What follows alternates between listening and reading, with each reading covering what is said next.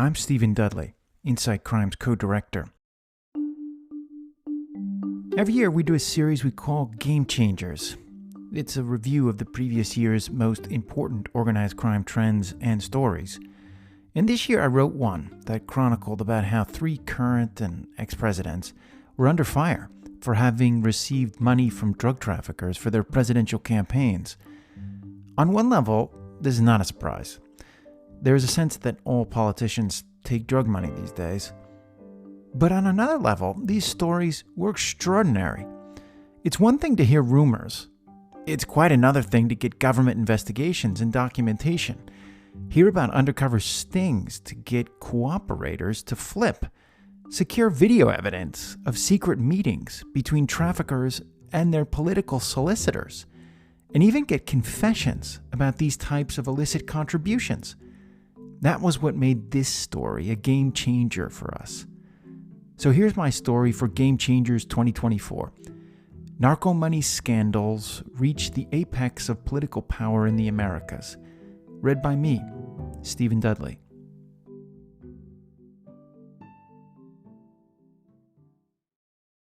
The year 2024 included some stark reminders that drug trafficking money can reach the highest levels of politics.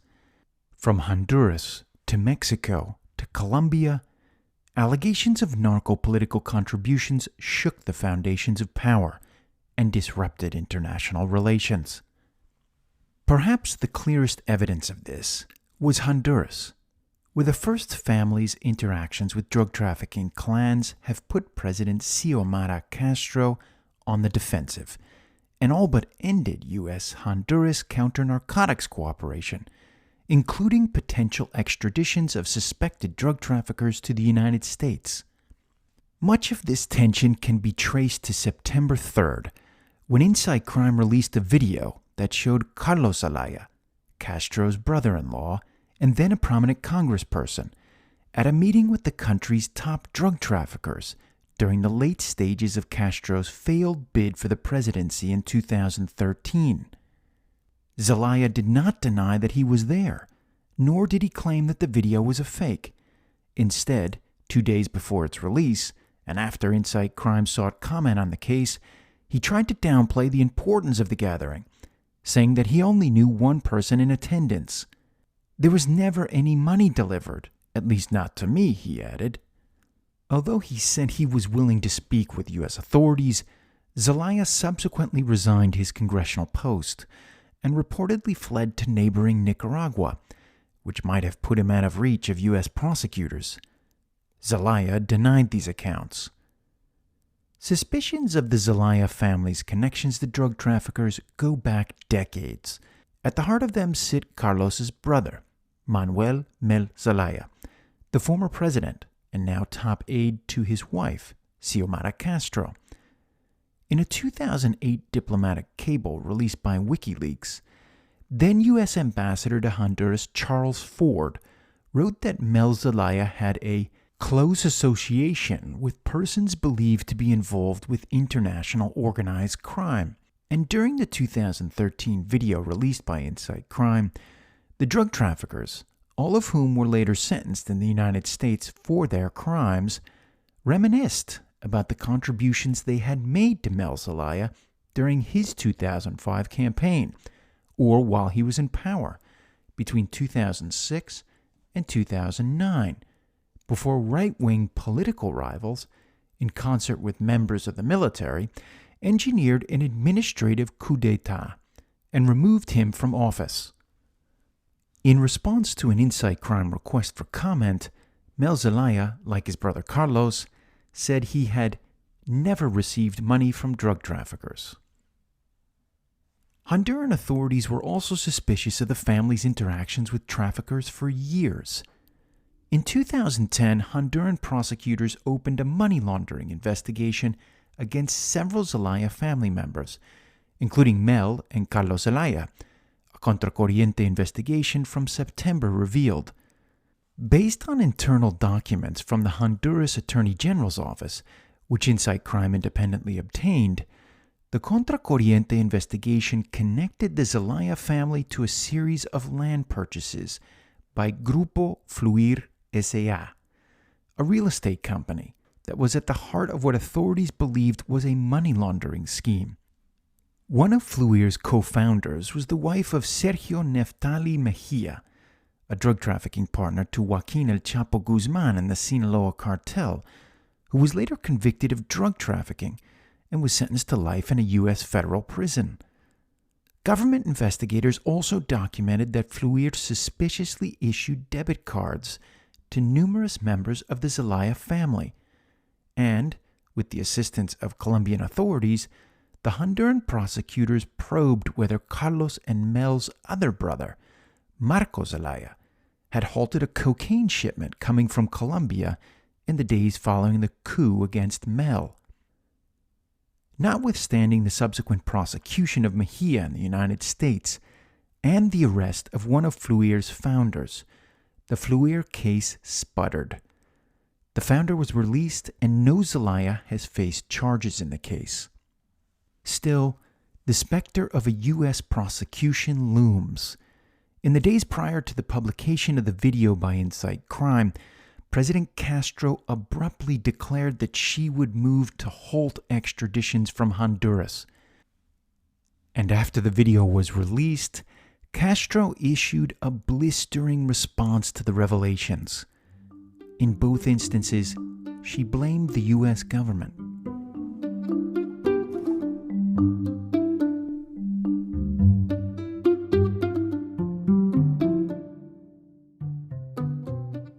Mexico's #Narco Presidente. The U.S. government was at the heart of another major revelation in January, after Incite Crime published a chronicle of a Drug Enforcement Administration investigation into potential drug trafficking contributions to the 2006 presidential campaign of Andrés Manuel López Obrador. AMLO, as he is popularly known, lost that election, but he won in 2018, and after Incite Crime published its article, he spent the better part of a month during his presidential daily press briefings blasting the investigation. For AMLO, the Chronicle, versions of which were published on the same day in ProPublica and Deutsche Welle, was part of a DEA conspiracy to upend his administration. His critics, meanwhile, pounced. The #Narco Presidente spread like wildfire on the social media platform X. The DEA investigation had its faults. It began with testimony from a lawyer who worked with the Beltran Leyva organization, or BLO. The lawyer would later become known for his shaky and false testimony against other officials. Still, for the DEA, the lawyer had proven reliable in several important cases, and the agents who led the case plowed ahead, securing corroborating testimony from at least 3 other participants in the scheme. One of these participants was an AMLO campaign aide, who the DEA ensnared in a sting along the U.S.-Mexico border before flipping him and securing his cooperation. The aide told investigators how he passed money from BLO operatives to the AMLO campaign in early 2006, and he later wore a wire to meetings with the AMLO campaign official who the aide said had received the money. By then, AMLO was revving up for another run at the presidency for the 2012 elections. But little was gained with the wire, and more problems ensued. With the statute of limitations on the case expired, U.S. investigators devised an elaborate plan to compromise the AMLO campaign official. A special U.S. Justice Department committee, however, stepped in and halted the investigation, arguing that it could appear as if they were trying to upend AMLO's 2012 campaign.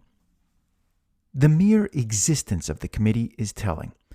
For the U.S. government and its counter-drug agents and legal teams, prosecuting high-level officials of other countries is a difficult needle to thread, and more often than not, the U.S. government opts to avoid pursuing these types of investigations, as they can upend diplomatic relations for years or even decades.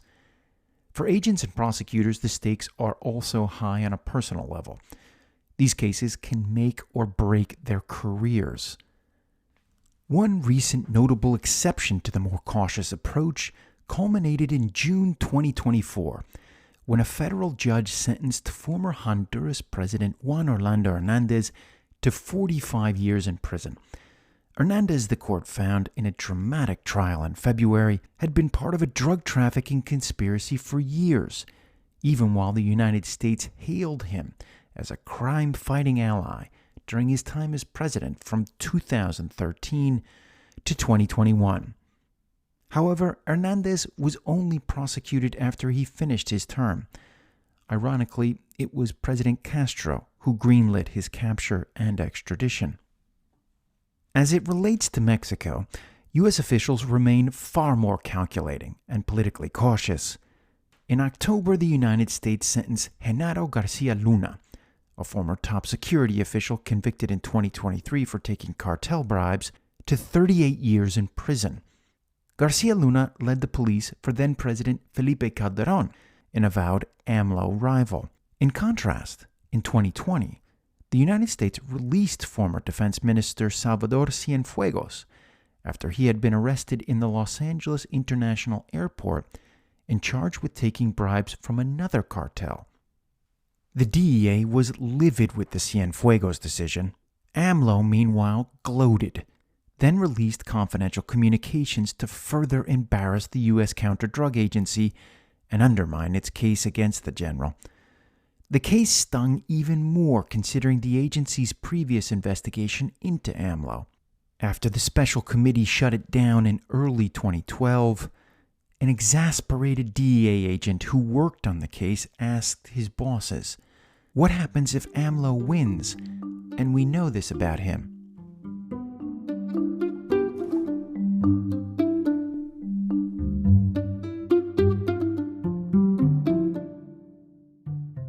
Colombia's #PetroEscándalo. Allegations of narco donations have tainted other presidents as well. In August 2023, Nicolás Petro, the son of Colombian President Gustavo Petro, told prosecutors he had accepted hundreds of thousands of dollars in donations from a convicted drug trafficker, as well as at least two other highly questionable businessmen for his father's 2022 presidential campaign. The trafficker was Samuel Santander López Sierra. López Sierra was known in the underworld as El Hombre Marlboro. As his name suggests, he specialized in selling contraband cigarettes, among other goods. He was convicted of drug trafficking in the United States, where he served 18 years of a 25-year prison sentence and was released in 2021. In his declaration to authorities, Nicolás added that his father knew of the donations and that most of the money went to personal rather than campaign expenses. "I did not raise him," President Petro said in response to the scandal, referring to the fact that Nicolás grew up in another household, apart from his father. The investigation, however, took many turns in 2024. In March, Nicolás testified to a congressional commission that he was pressured by the prosecutor, that the money was lent to him, not donated to the campaign, and that his father was not aware of these debts. He later switched legal teams as his defense scrambled to strike a plea deal on money laundering charges. As of this writing, the case is still pending. Meanwhile, opposition forces have leveraged the scandal, dubbed on X as #PetroEscándalo, among other monikers, to attack the president's domestic and international agenda, and may have weakened his ability to wage what Petro has termed total peace, the sweeping efforts to corral the various criminal groups operating in Colombia. In April, the U.S. State Department also mentioned the scandal in its annual Global Report on Human Rights, straining bilateral relations between the countries. For the U.S., it must have felt like déjà vu. In 1995, the U.S. revoked then-Colombian President Ernesto Samper's visa after his 1994 campaign accepted over $6 million from the Cali cartel. Samper remained in office, but like Petro, he was at least partially hamstrung by the accusations. Author's note: an earlier version of this story asserted that Carlos Zelaya had definitively fled to Nicaragua. A government official strongly denied this account. That was Game Changers 2024. Narco money scandals reach the apex of political power in the Americas. Published January 3rd, 2025. Written by me, Stephen Dudley. For more audio stories, podcasts, and long-form narrative journalism, be sure to follow us on Spotify, Apple, or wherever you get your audio content. And for more news, analysis, and investigations of organized crime in the Americas, go to insightcrime.org.